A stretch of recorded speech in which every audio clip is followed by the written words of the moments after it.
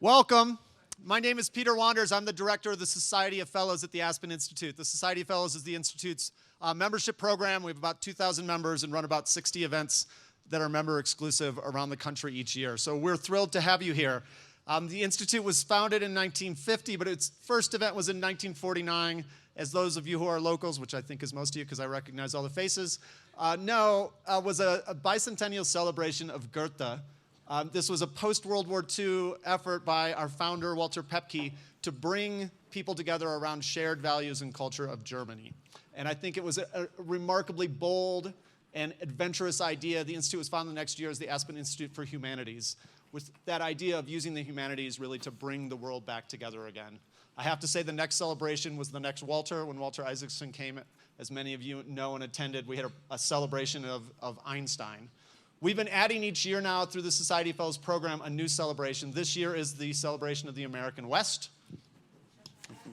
And really using the American West as a way to dive into a discussion about where we find shared values, where we can look at moral and ethical decisions, and find that common ground that we can talk about. So that's really the inspiration for the 3 days we have here and the inspiration for this public event tonight that I'm excited to invite you to. Ed Roberson is going to moderate our conversation tonight. Ed is the conservation director for Palmer Land Trust out of Colorado Springs, right? That's right. Sorry, almost messed up. And we're really excited to have him here. I came across Ed because he runs a podcast called Mountain and Prairies, where he interviews people from the West who are doing innovative and interesting work. Really encourage you to check out his podcast. It's one of my regulars, but everything from artists to people making, working in ranching, to the one that was popping in my head is somebody making hats. Yeah. They're making cowboy hats. But really interesting and great work, and I really encourage you to check it out. But we're here to talk to Hampton Sides, so Ed, I will turn the conversation over to you and let you introduce Hampton. Well, thank you so much. It's great to be here. I joke around and say when I started the podcast, I thought I would hit the big time if I could get two people to listen, my mom and my wife. And so the idea that people at the Aspen Institute were listening and then asked me to come and speak with one of my favorite authors, really a dream come true. So I think everybody here is very familiar with Hampton Sides. For the purpose of tonight, we'll be talking about Blood and Thunder, which is one of his very well-known books. But that's just a very small percentage of what he's written, and I've read it all. And he's got an amazing talent for distilling loads and loads and years and years and years of research and really serious history into very user-friendly, fun, exciting books. And so, obviously you should all read Blood and Thunder, but I encourage you to check out his others as well if you haven't. And he's got a new one coming out in October that I'm super excited for. So Hampton is a Tennessee native. I'm a North Carolina native. So it's very likely that our southern accents are just going to ramp up and up and up, and nobody's going to be able to understand us. But I'm so excited to chat with him. And so we're just going to get right into it. And I think the best way to go about this is kind of to establish some of the major players in Blood and Thunder. And then from there, we can dig into some of the detail. I think first we should talk about the Navajos. Mm-hmm. No, first we should talk about how Tennessee barbecue is better than North Carolina barbecue. No. This could turn into a brawl up here on the pelt. But we digress. Yes, that's not a good way to start. So let's talk about the Navajos. There's a line in your book where you say that they're the most American of the Native Americans. Mm-hmm. And so could you talk a little bit about that and explain what that means, and then just talk about the Navajo and even their geographic location where they lived? Well, absolutely. I live in Santa Fe, and of course the Navajo presence in New Mexico is huge. And yet I think all the kind of Westerns that we're familiar with, Western movies and TV shows, it's usually the Sioux or the Comanche or some other tribe that is depicted, sometimes the Arapaho, the Cheyenne. But people don't really know that much about who are the Navajo, this Athabascan people that came down the spine of the Rockies and sort of adopted the lifestyles of anyone and everyone they met. It seemed like they were the expert sort of inhalers of other cultures. And, they, of course, they met the Spanish and they adopted their sheep, the Churro sheep, which became the foundation of their amazing skills of making these rugs and weaving these incredible textiles, which, of course, they're famous for. Of course, they adopted the horse, which accelerated their sheep culture because then it allowed them to move over vast areas of what we now call Navajo country, tending to their herds.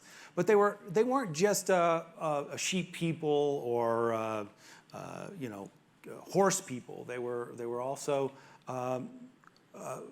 agriculturalists. They grew corn. They were semi-nomadic, not nomadic. They learned a lot from, of course, the Pueblo tribes and adopted many of their cultures and ideas. So I call them the most American of the American Indians because they seem to have this unique talent for ushering in new ideas, new blood, new concepts wherever they roamed over the Southwest.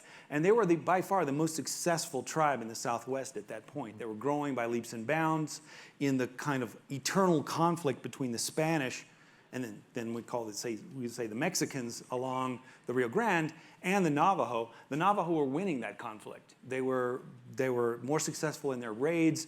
They were flourishing quite beautifully when in 1846 the United States of America and these Anglo-Americans started marching west to take over this terrain and encountered the Navajo for the first time. So the second major character in the book is the individual, Kit Carson. And he's a historical figure that's just cloaked in mythology. And it's hard to dig down to exactly who he was. And before I read your book, I thought of him as a cowboy, 6'4", handsome guy, trotting around on a stallion, and doing cattle drives, this and that. I mean, that couldn't be farther from the truth. Right, 5'4". Unassuming, unprepossessing, awkward around the ladies. He had a glint in his eye. He had a certain mischievous charisma, or so many people said. He was someone who always put other people at the center of the story, not himself. And this was an age of windbags and glory hounds. I mean, he was the guy who always wanted to let someone else get the glory. Very likable in many ways. Most people thought he was wonderful, true and loyal husband and father and loyal to his friends. And I mean like real loyalty, not like Trumpian loyalty. Both ways. You don't throw your friends under a bus. He was that kind of person. But he was also prone to violence. He was a natural-born killer. People remarked about how in a firefight, he was the guy you wanted on your side. It became really difficult for me as I got into this story to reconcile these two personalities, this sort of sweet Kit Carson, this folk hero, this kind of wonderful guy with this very violent guy, even though, of course, I understood he lived in a very different time and very different era, an era of incredible violence, an era where there really weren't any outlaws yet because there was no law to live outside of. Yeah. Just a really interesting cat. As I got deeper into this story, I realized that I kept brushing up against these two different viewpoints of the same person. One was that he was this wonderful folk hero, and the other was that he was a genocidal maniac. And I hear that. How do you reconcile those two things? No one said Goering was a really nice guy, but routinely people did say that about Carson. And of course, the truth is somewhere in the middle. And I bored deeply into his life story. And here's a great Indian hater who wasn't an Indian hater at all. His first wife was Arapaho. He was very close to the Cheyenne and the Utes and many other tribes. He spoke 7 different Indian languages. He lived more like an Indian than a white guy for most of his life. The truth is much more complicated, much more interesting. And so I realized this was a great kind of character, iconic character to use as a through line, as a narrative through line for understanding much bigger forces that were out there. I mean, he's sort of like a Zelig, he's sort of like a Forrest Gump character, although I don't mean to say that he was dim-witted at all, because he wasn't, whose twists and turns in life, he had like 9 different lives, allowed me to understand the much bigger forces of manifest destiny and the conquest and mapping and describing of the West that took place during this one lifetime. Sure. Yeah, and it's hard to overstate what emotions Kit Carson brings out. I do a lot of work in eastern Colorado, kind of along the Arkansas River, and there's a Kit Carson County, a town Kit Carson, and just a few weeks ago, we were in the middle of a conversation with multiple stakeholders.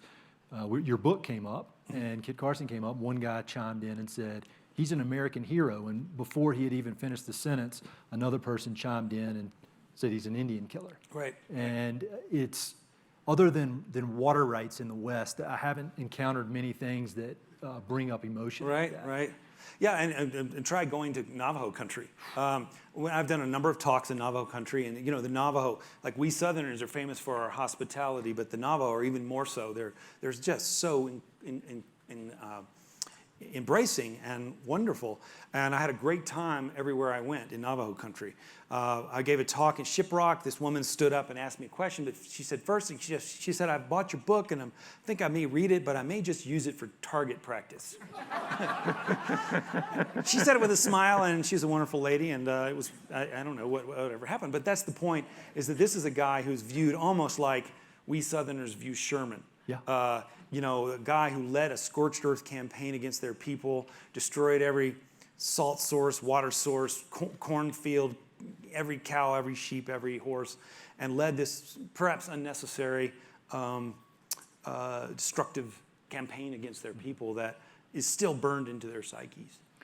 So I mentioned earlier the mythology that's wrapped around Kit Carson, and this morning in one of the sessions, the novelist Molly Gloss was speaking, and she was talking about how in the American West there was almost like this vacuum. There were no myths. We didn't have the King Arthur or the Beowulf that you had back in Europe. And so the question to you is, was Kit Carson just such a dynamic individual that the myth just grew out of him, or was there this vacuum and this almost like a demand for a myth, and Kit Carson, it worked? And so the myth kind of latched onto him just because we Americans, or we humans, need to have that. I think a little bit of both. Carson, as I described earlier, was not like the most charismatic guy when you first met him. Like, people would meet him on the trail, and they'd heard about him, they read about him, they'd meet him, this 5'4" awkward guy, and they'd say, well, I'm looking for Kit Carson, and he'd say, well, I'm Kit Carson. And they said, well, you're not the Kit Carson I'm looking for. Because Kit Carson was supposed to be 6'8" and blonde and Aryan and blue-eyed and very, very beautiful, and always gets the girl and always wins the day. Because that's the hero of these early books, these pulp novels that were called Blood and Thunders, that often featured Kit Carson as the hero. They were actually a pretty important kind of book in its day. It was sort of one of the first mass pieces of literature in American publishing. People north and south, east and west loved them. But Carson was often at the center of these books. Carson hated these books, absolutely hated them, because he didn't understand them. He didn't understand where they were coming from, who these writers were, who needed to use him as some sort of folk hero. They used his name without getting his permission, without paying him a cent. They would also perpetuate all sorts of lies. They would say things like he would kill two Indians before breakfast, which was presumably a good thing back then. And he didn't understand, he basically had to reckon with this celebrity for his entire life, starting around, certainly by 1846, when Kearny's army was coming west. But even before, because of John C. Fremont and his topographical core books. So it's actually a big theme of the book, is how Carson reckons with, or tries to reckon with, his own celebrity. And he doesn't understand where it's coming from. And I think there is an element to which, as you alluded to, people back east, not only government people, but the myth makers, the writers, the novelists, the thinkers needed to come up with some sort of notion that this new territory, which we just seized unlawfully from the Spanish and from the Native Americans, was already inhabited by Anglo-American heroes who were doing great things and who were fair and right and true and self-reliant and plucky and all these things that Carson was supposed to be. And in fact, he was most of those things. And it also helped that his name was Kit Carson. It has a nice alliterative ring to it. It's easy to remember. It became this kind of watchword or byword for all sorts of heroes that I think people back east hoped and suspected were out here already somehow. And but it was a difficult and awkward subject for his whole life. He really didn't fully get it. And it was made much more difficult by the fact that Kit Carson was illiterate. So he couldn't read these damn books, even though they weren't, great tomes or anything. I dare you to read some of these Blood and Thunders. But he had to have other people read them to him around the campfire and say, well, that didn't happen. That didn't happen. And so he began at a certain point in his sort of the middle part of his career to realize that he had to seize control of his own PR, and so he dictated a biography, autobiography, which is a very frustrating document, by the way, when you read it, because it's just real, the bare bones. I did this, I did that. He had this expression. He would say, like, I concluded to charge the Indians. Done so. And he was like, the action is greater than words, which was, in fact, at the essence of his personality, I think. And I would adopt that around the house with my wife, who's here in the front row, and, it's like, concluded to do the dishes. Done so.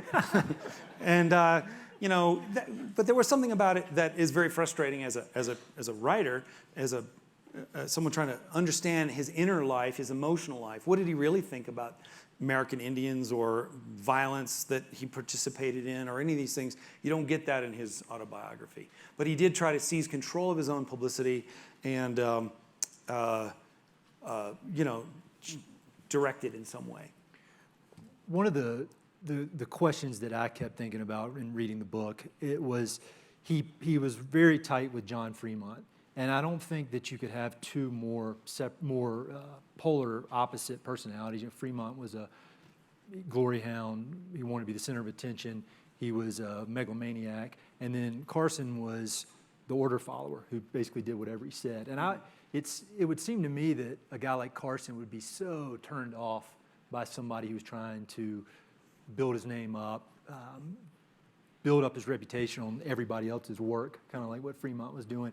So how do you reconcile those two relationships? Because it's really interesting. Yeah, it's like, the sort of double helix relationship that helps explain the American West. I mean, you have a guy like Fremont who was very intelligent, widely read, very ambitious, with intimate ties to important people back east in Washington, foremost among those being Senator Thomas Hart Benton, his father-in-law.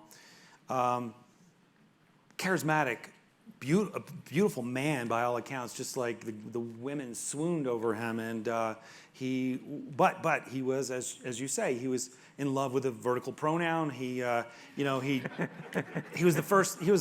the most intelligent man in the room, but the first to admit it.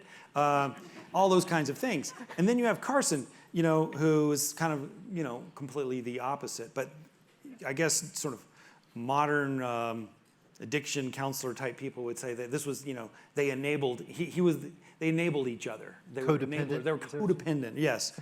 And Carson needed, I think there was something about his personality, partly because you want to get deep into his psychology. His father died at an early age. He was orphaned. He was an apprentice. He was perhaps looking for a father figure. He knew there was this world back east of well-educated, intelligent, literate people who, this society that he could never be a part of. And here comes Fremont. He meets him on a steamship near St. Louis and gets a job to be a scout to go explore the American West. And Fremont just won him over. And it was a friendship. Like I said earlier, Carson, once you became his friend and he became your friend, it was impossible to defriend him because he believed in loyalty, absolute two-way loyalty. He expected you to be loyal to him and him to you. And so he was loyal to Fremont for the rest of his life. Fremont did save his life several times. Carson saved Fremont's life many more times. Sure. And they needed each other. And he was very deferential, throughout his life, Carson was, to anyone who was better educated than he was. Who, the fact that he was illiterate, I think, played a role in some of his insecurities. But he also needed someone, and most men who are married understand this, we need a punch list, we need to be told what to do so we can go out and do it. And I know that. done so. Yeah. And he was one of those guys. And boy, howdy, when you gave him a punch list, he went and did it. And sometimes it was incredibly violent and incredibly hard to reconcile with some of the other aspects of his personality. So I think, to really understand Carson, you need to understand these other guys in his life. One of them was Fremont. The other one was a guy named James Henry Carleton, who told him and forced him, ultimately ordered him to go onto the Navajo campaign. So when you're thinking about loyalty, and I feel like that is the common descriptor that comes back to Carson over and over and over. But then if you fast forward through his whole life, you get to the end of his life, and he dies basically destitute because he has no assets. The only assets he has are accounts receivable that his friends won't pay him. And so I think he's got, on paper, $9,000 to his name, but in his actual pocket, basically nothing. Right. So this American hero that everybody has just put on a pedestal forever dies almost alone with no money. And so that's kind of the flip side of he was that loyal to people, but the people that he trusted in these financial matters didn't repay it. So what does that say about this blind loyalty, I guess? Well, he was a sucker, I guess, in some way. And also he grew up, came up out of a culture that was not really a money culture. It was a barter culture. I mean, the currency in New Mexico when he was coming up was beaver pelts and Navajo rugs and Taos Lightning whiskey. By the time he died, the railroad was coming west and money culture was taking over the West. It's interesting to think about Carson is like, a lot of people say, oh, he was this ultimate American who was a blind follower of duty and he was a patriot who wanted to do what he did to advance American, Anglo-American culture. But in fact, I don't think that's true at all. I think that he ran away from Missouri to the New Mexico territory. It wasn't a territory even yet. It was Spanish, it was Mexican territory. And he was trying to get away from America. The happiest years of his life were the years that he spent as a mountain man, living with the Arapaho, living with these greasy French dudes, trapping beaver in the rivers of the remote American West. And that was not a money culture. It was, obviously, it produced money. It was a very lucrative trade, but they lived a very different world. And to understand Carson, really, the base motivation, I think, of his life wasn't about, being a patriot. It was about loyalty, coming back to this idea. Yep. Individual loyalty and tribal loyalty. Because this is how you survived when you were a mountain man. This was the code. We talked, I think, yesterday in some of the seminars about the code of the West. And for him, the code of the West was absolute loyalty to your group. And the enemy of your group is your personal enemy. And that's hardwired into your brain, when you're a 19-year-old kid and coming up through this mountain man culture. Certain tribes were your friend, the Arapaho, the Cheyenne, the Utes. Other tribes were your enemy, the Blackfeet, the Comanche. And that was, by the time he was 30, that was so hard, so baked into his personality that that's the way he viewed the American West. So when we're sitting here looking back, it's all very clear that that was not an appropriate course of action. It was what he did was very, very bad. But if you look at it through the lens of his people in his time, it's a different story. I mean, people were cheering him on. Right. And it reminded me of another character from one of your books, Captain DeLong from Kingdom of Ice. Oh, okay. And how he had this idea to go on this polar exploration to find basically it was theorized that there was a sea in the middle of the polar ice cap. And that if you could find the secret passage, you get to this warm tropical sea. There's going to be one very soon. Yeah, that's right. He was ahead of his time.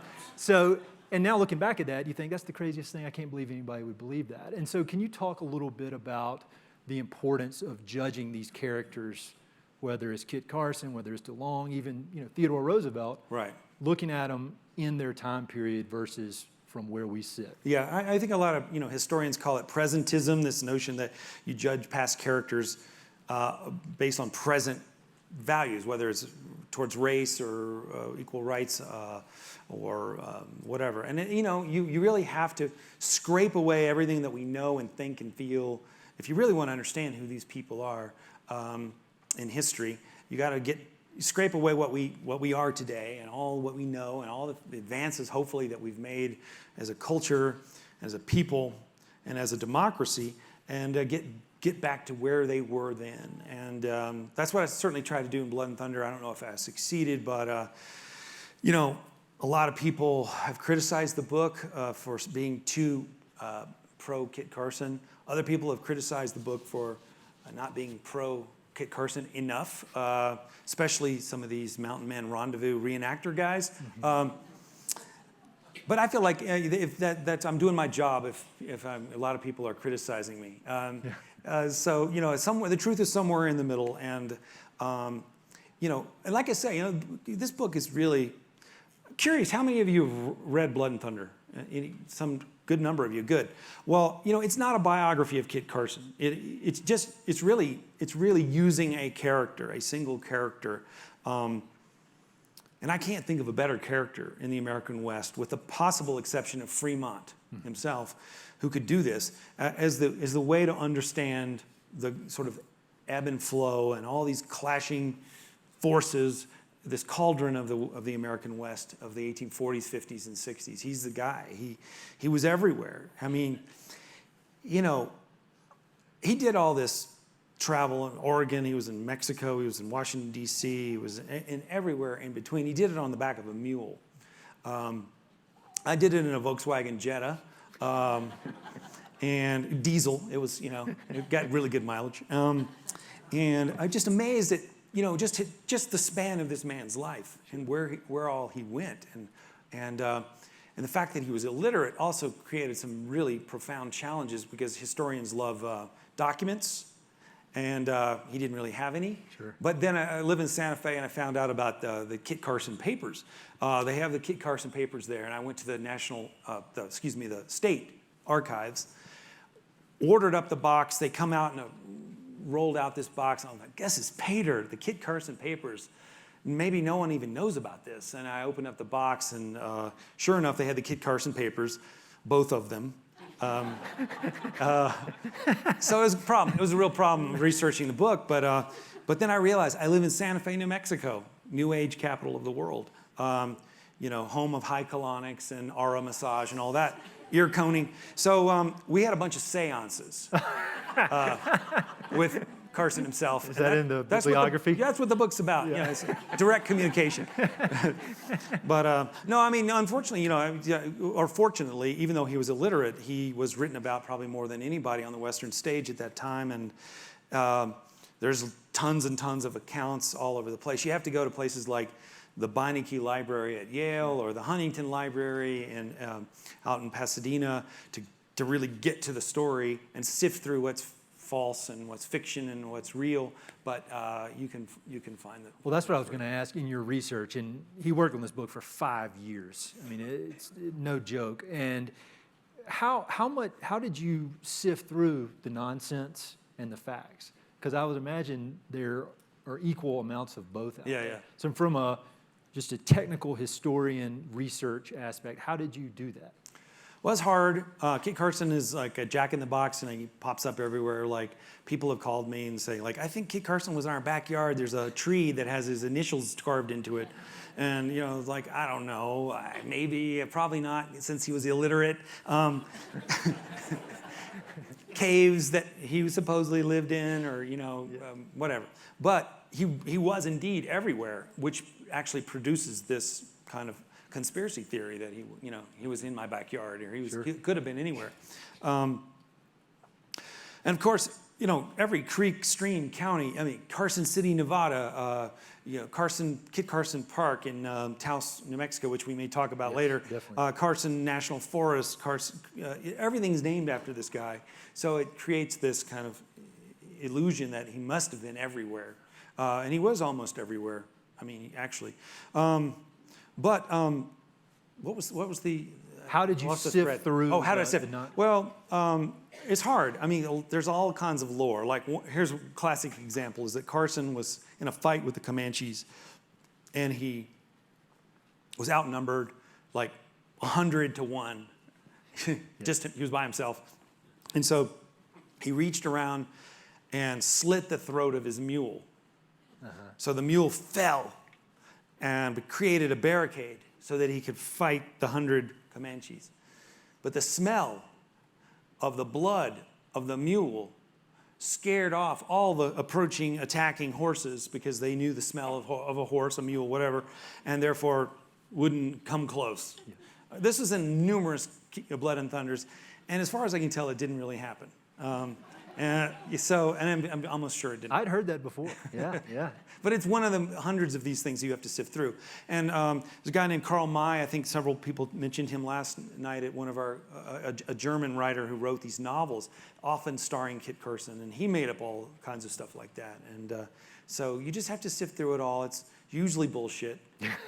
But the real story is more interesting, because he really did do amazing things. And it seemed like whenever there was, in the heat of action, he was the guy that saved the day and was the coolest under pressure, and killed the most people and got to safety, or got the message to Washington. He was also a transcontinental courier, and he brought these messages to Washington, including possibly in one of the saddlebags was news that they had discovered gold in California. I don't know, I was a little skeptical on that one, but he hated Washington, by the way. No surprise there.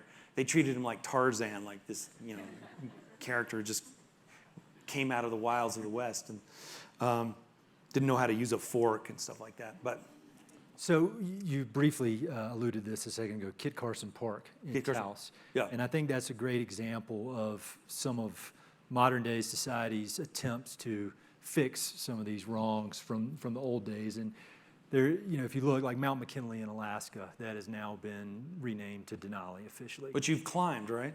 I did. Well, I don't know if you call it climb. I kind of threw up my way up. It was not pretty, but I got to the top. So Denali, and then there's all this discussion about the Washington Redskins constantly. And so there was a park in. We used to call them the Foreskins when I was, living in Washington. But we digress again. So Kit Carson Park.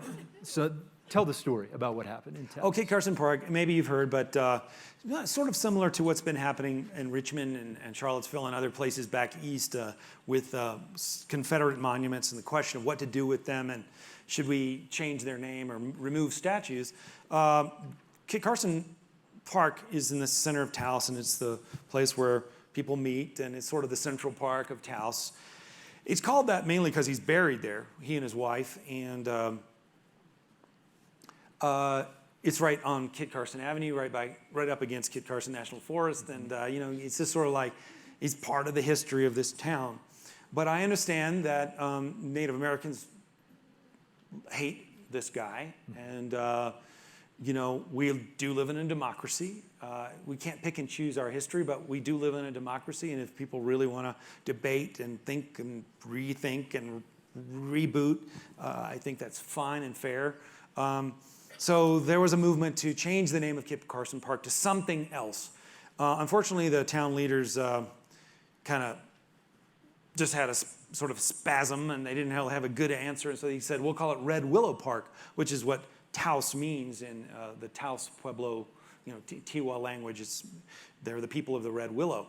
But they never consulted the people of the Red Willow. The Taos Pueblo Indians were not asked what did they think. And so they pitched a fit, and so we're kind of back to square one. I think it's still called Kit Carson Park. But I get it. It's tough. I mean, Kit Carson was involved in the Indian Wars, one of the last chapters of his life.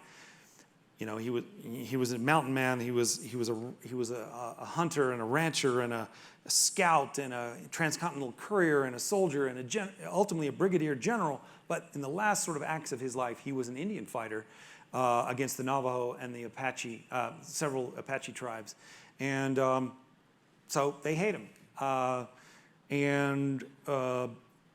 So what do I really think about it? I don't know. I think as long as you debate these things and really, really know what you're talking about, and there's education behind it, and it's not just sort of a knee-jerk reaction, I'm fine with it. He is buried there, however, and it's a question of what do you do with that grave too? Are you going to unearth it and move it somewhere else? I don't know. It's a debate that will live on, and it's an important one, actually. My usual answer, though, to this question of what to do with these statues is not to tear them down, but to build more statues. Mm-hmm. We need Native American statues, African American statues, more and more statues involving women in the West, for example. We've only honored these dead white guys. Mm-hmm. We need to. The biggest corrective to this problem is to build more statues. So aside from building more statues, what would you say, and I know you're not a politician, but from a practical standpoint, how do you see us getting past this divisiveness? Because it seems that the rhetoric on both sides, people are only retreating more and more into their corners. Yeah. And it doesn't, and maybe they're just the loud people. Maybe there's a lot of people in the middle that are reading and thinking it through. But how do you see us getting past this? Because it just seems to be getting more and more and more hyped up almost on a weekly basis now with the media. Yeah, I don't know. It's tough. And, we live in I thought we lived in a divisive time before Trump was elected, and it's now gotten even, unimaginably worse, and to the point where families can't talk to each other, and, it's just, they can't go on vacation together. Yeah. And, it's unbelievable how this has happened. And there have been other times in our history where it's happened. In 1950, when McCarthyism kind of reared its head, there were desperate times there where people weren't able, really, Democrats and Republicans, to talk to each other. We do seem to move past these eras, and I hope we will continue to do so. Move past this one right now.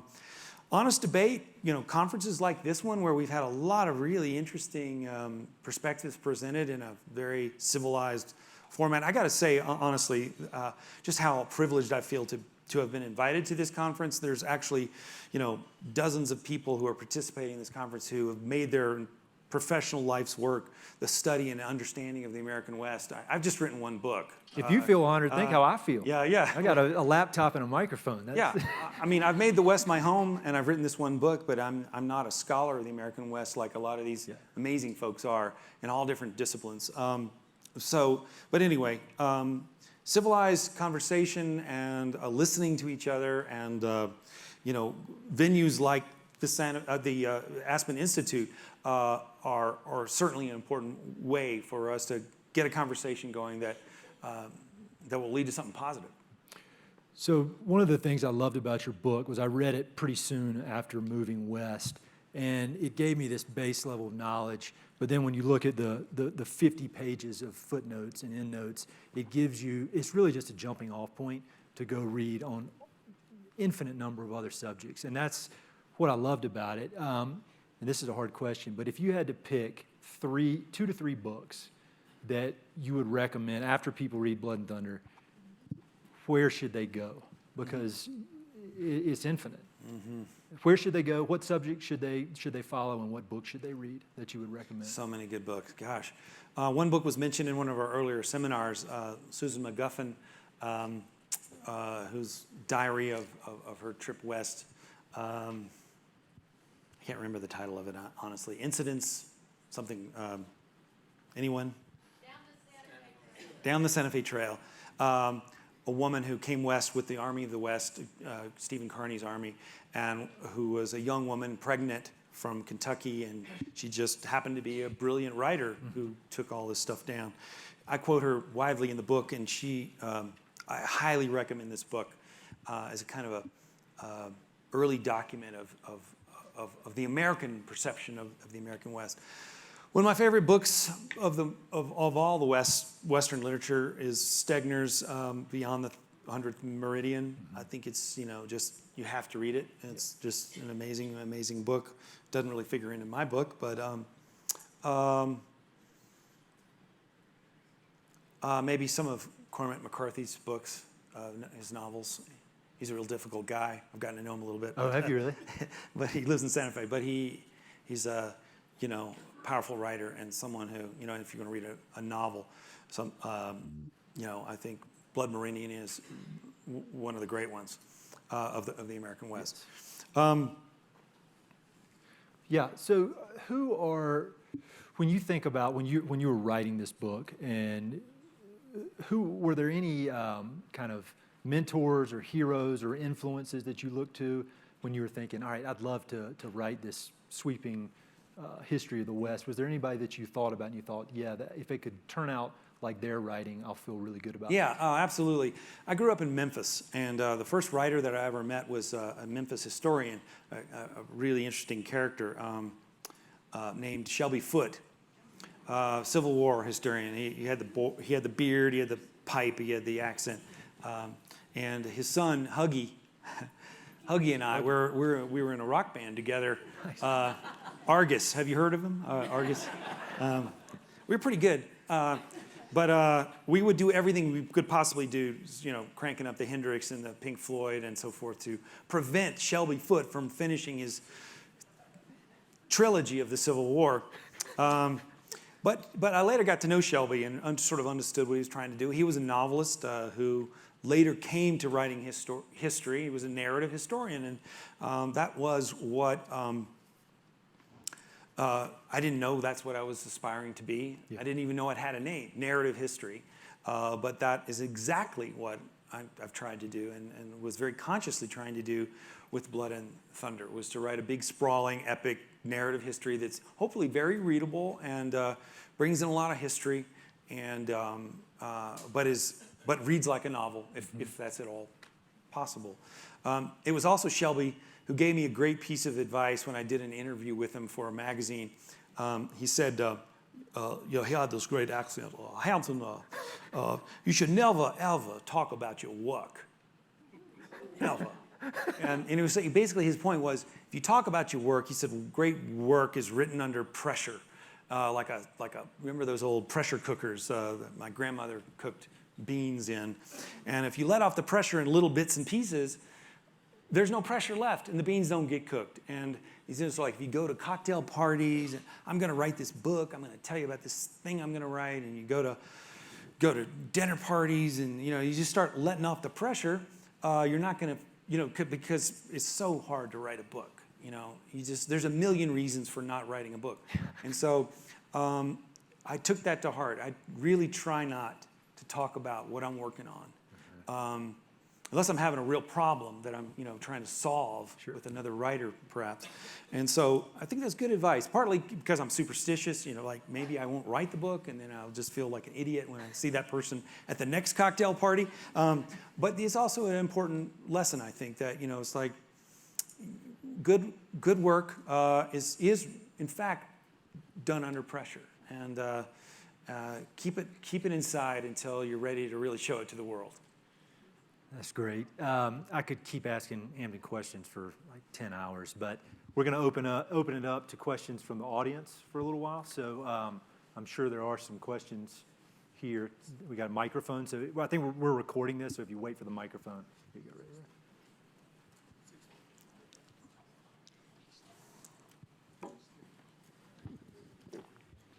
would you put Irving Stone's book, Men to Match My Mountains, in the context of, you talk about John C. Fremont, or just as a piece of work on the West? Yeah, it's a great book.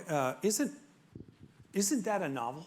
It is fiction. So it's sort of several clicks on the dial. I think, a lot of people will tell me, and I think they mean it as a compliment, they say, I really enjoyed your novel. And I wince because it's not a novel. Like every single fact in my book was so hard-earned, hard-won, or I got it from somewhere, some book, some document, and it's not a novel.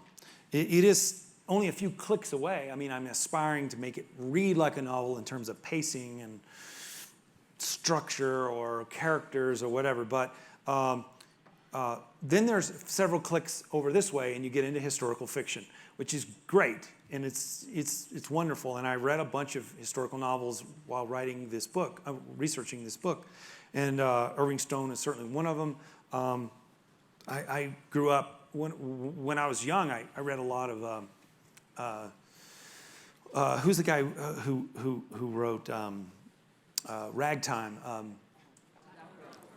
E.L. Doctorow. He was a great historical novelist, bringing in and absorbing so much research and then kind of spinning fiction. But whenever I'm reading a historical novel, I'm always kind of toggling back and forth in my mind between, what is real and what is not real. I need to know. I kind of feel like I'm not on solid ground. So I keep coming back to wanting to do narrative nonfiction. It's always bothered me that I work in a profession that has a negative in front of it. It's very weird. Like, it's maybe the only profession that says, I'm not this, I'm something else. and it shouldn't be the other way around. I mean, shouldn't it be like truth or non-truth? Shouldn't it be truth or bullshit or something like that? I like that. But anyway, yeah, how is it? It basically presumes that lying and making up shit is the default position of the human condition. You have to. Anyway, that's fine. I love novels too, but non-fiction. Like Derek Jeter is a non-basketball player. Who does that? Anyway, Here's one right here. Yeah. Oh, so we got one back here, and we'll come to you next. Hi, my name is Janie, and I'm actually from the Navajo Nation. So it's There rather we come. quite interesting that I'm just picking up. I haven't read your book yet, but I will. But just language I have an issue with, and how you're celebrating. It's amazing things that he's killed the most people, and I'm a part of that group that survived.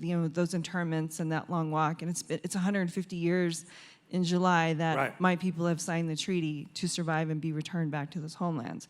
So I understand about, complexities of humans. I mean, I just came back from Germany and how they teach about Hitler and the Gestapo and the rise of that and the perception.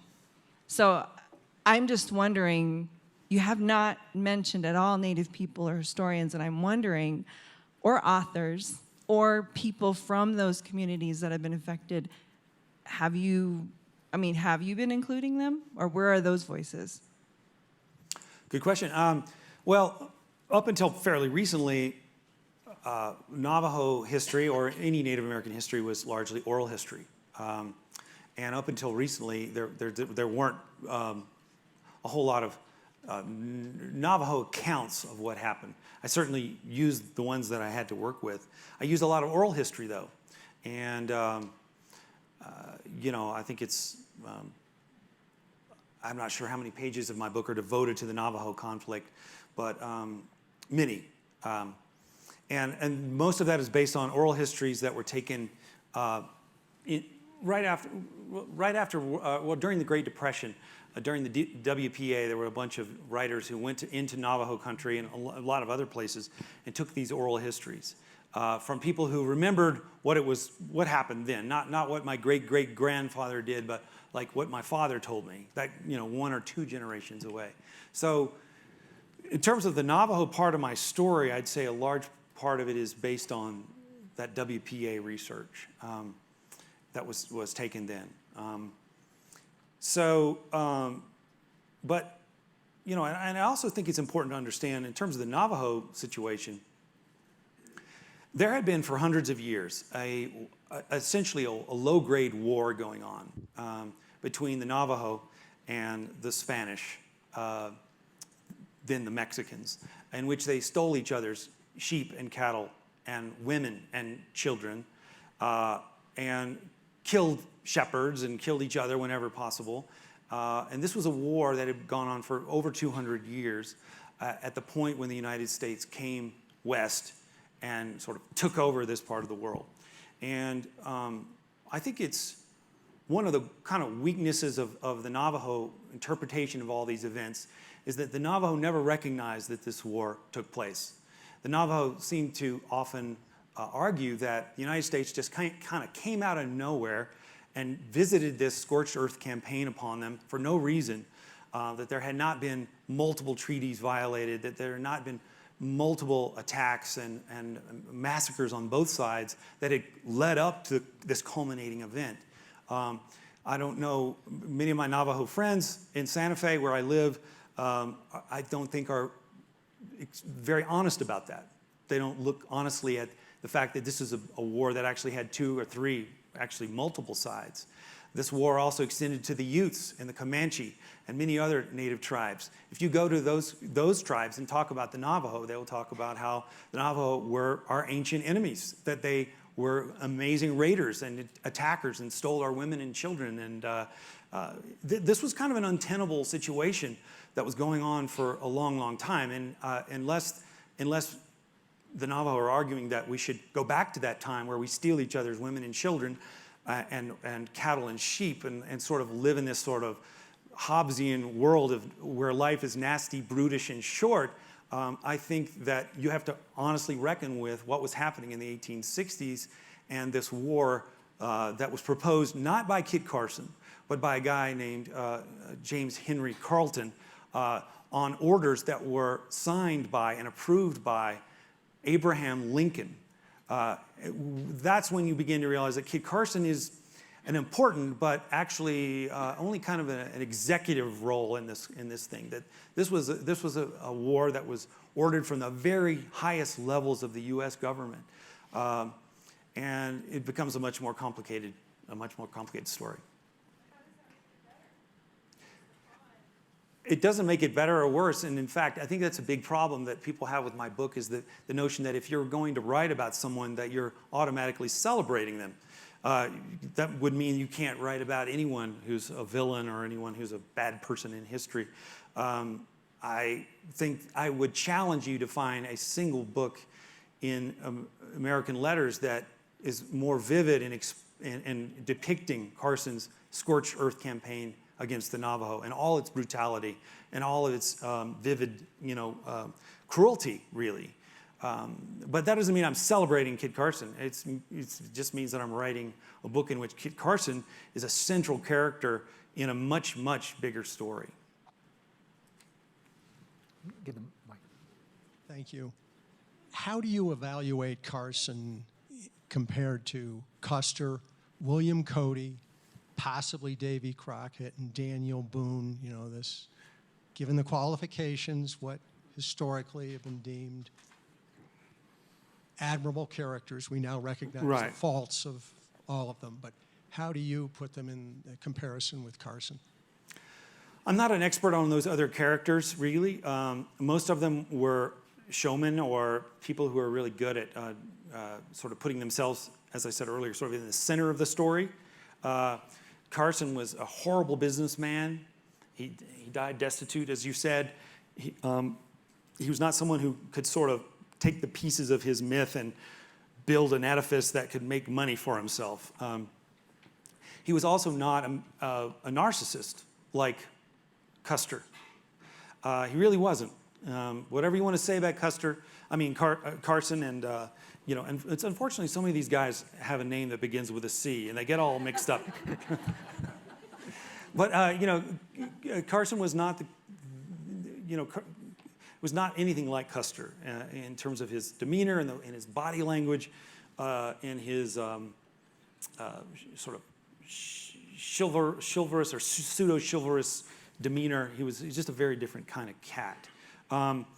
He's supposedly distantly related to Daniel Boone. When he came out of Missouri, his family was distant cousins with Boone, and some people have said, therefore, sort of the baton was handed over from Daniel Boone in Kentucky to Carson in Missouri, and this family kept moving westward.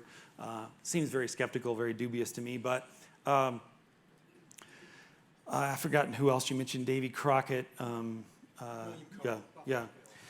There are people who try to kind of say this is a progression of white American folk heroes, and I actually just think that they're all actually pretty different. They all came out of different times. They had different sorts of worlds that they were living in as they moved their way west. But what's different really about Carson is kind of this underlying kind of tragic aspect, I think, that was part of his personality, and part of his life story, which was that he really participated in the destruction of the world that he loved, unwittingly, and for the most part. He came west. Those were his happiest days in his 20s when he was a mountain man, when he was living with the Cheyenne and the Arapaho and the mountain guys, and live in this kind of free world. And they nearly trapped the beaver to extinction. And then he became a hunter at a place called Bent's Fort and participated in the hunting of the buffalo, which we all know where that ended. And then he participated as a scout in the Topographical Corps expeditions, which ultimately led to this mass exodus of immigrants west on the Oregon Trail, and led to the Mormons coming and all these folks flooding to the west, which then led to the railroads, and the railroads created this whole different West that he never really wanted to be a part of. It was clear by the end of his life that he was done with this new West. He didn't understand this new West, and yet he was central to the creation of this West. He fouled his own nest. He destroyed his own paradise, and I think that the ultimate part of the tragedy is he didn't fully realize that. He didn't fully see it till the very end of his life, that he had been a central figure in the destruction of this world that he loved so much. We got a few over here.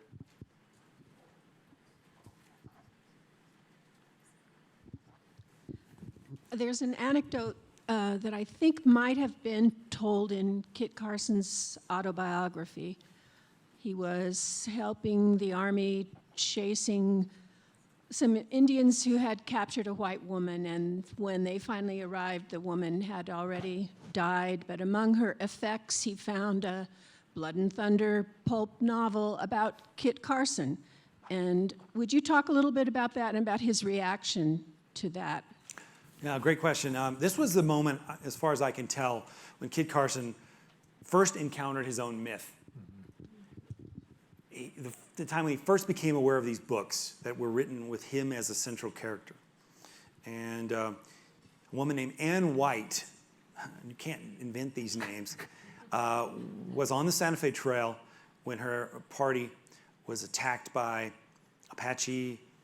Hickory Apache Indians, and all the men were killed.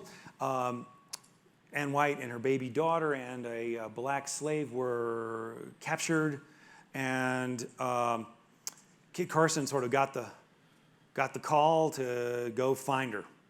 And this is one of the things about Kit Carson, with no remuneration, with no official title. He was great at reading sign. He was a great tracker, and he lived near the Santa Fe Trail, so he went after this party of Apache in search of Ann White.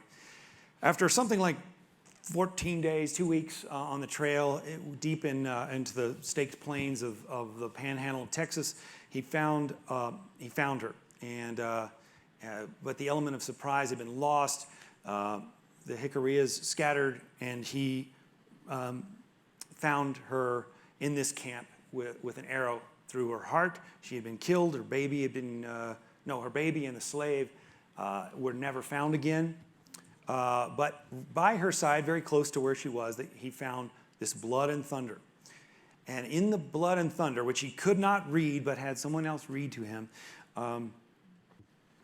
the story was about how Kit Carson had gotten a call to go find a white woman who'd been kidnapped by Indians on the Santa Fe Trail, and how he had succeeded miraculously in finding her and saved the day and rescued her and killed a bunch of Indians and, restored her to her family back in Boston. And, he read this thing, and, he heard this story around the campfire, and then someone said, hey, you want this? This is your copy. You need to have this book. And he said, no, burn the damn thing. He was so fed up with this book.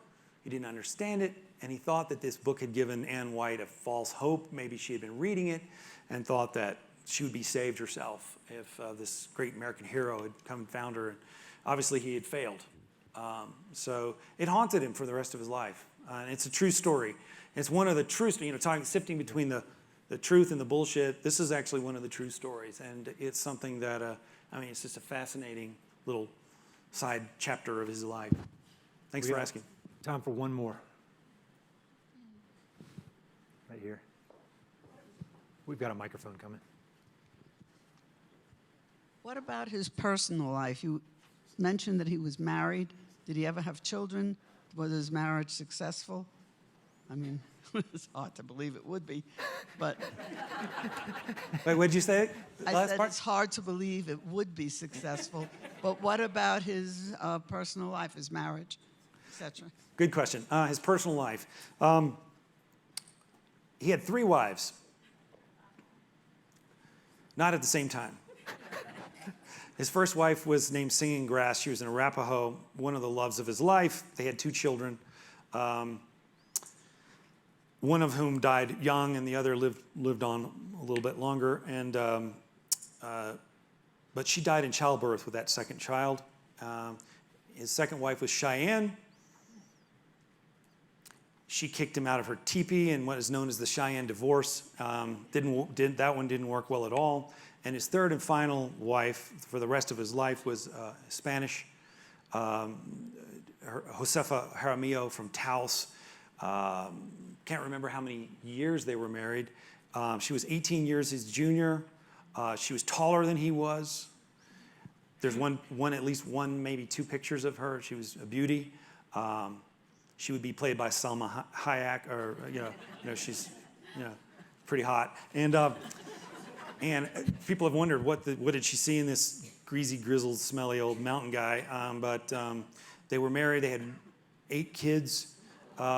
These kids were spread out all over Colorado and New Mexico. And when I went on the book tour, I did meet descendants of many of the Carson family.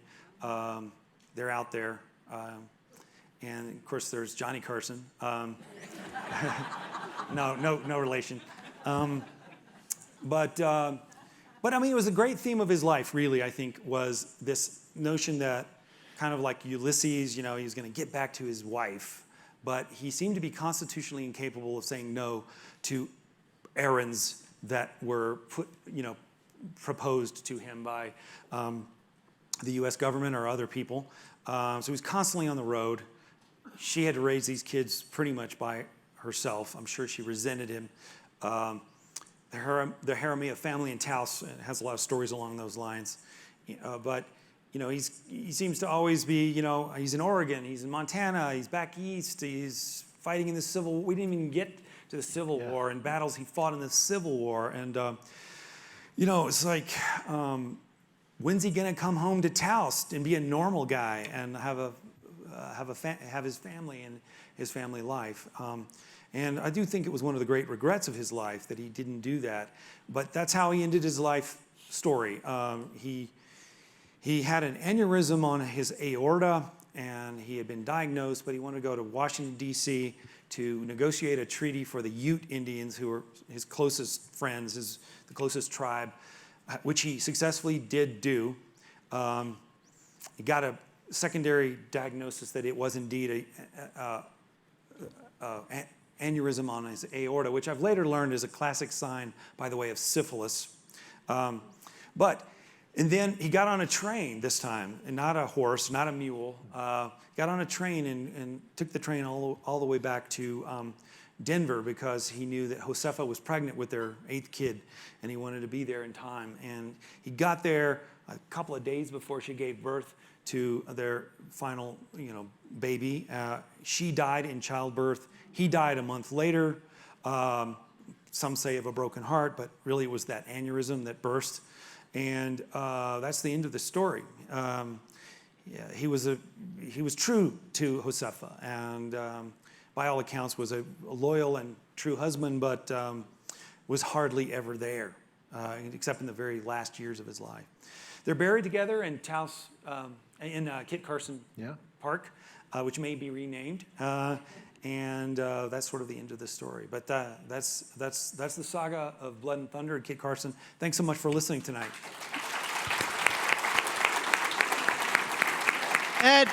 Ed, thank you so much for leading our conversation. Hampton, both your talk tonight and your book really leads to that idea of looking at our culture, what makes a good society, what our role is as a leader, and really how Kit Carson walked through his life. I'll pull the quick quote because you didn't use it tonight, which was, he said, "I never knew if I was doing good or bad, but I always did my best." So thank you very much. Thank you for coming.